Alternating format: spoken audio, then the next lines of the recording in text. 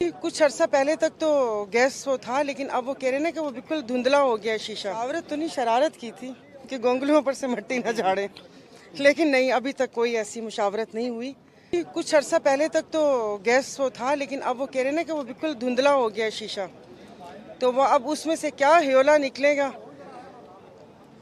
वो फिर पता चल जाएगा कल परसों। और अभी कल का दिन है, 24 घंटे हैं अभी, सब्र कीजिए। मुशावरत किससे?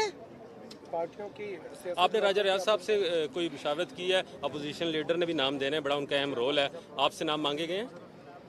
मुशावरत तो नहीं, शरारत की थी कि गोंगलुओं पर से मिट्टी न झाड़े, लेकिन नहीं, अभी तक कोई ऐसी मुशावरत नहीं हुई। देखिए, छोटी बहन हमेशा सुघड़ होती है। आपने मरातल अरूस नावल पढ़ा होगा डिप्टी नज़ीर अहमद का, जिसमें जो अकबरी है वो फूहड़ होती है, जो अस्करी है वो काम करती है। तो छोटी बहनों का बहुत अच्छा हमारी तारीख में भी नावल लाते रहे हैं। इंतखाबात नजर आ रहे हैं आपको अगले कुछ माह में?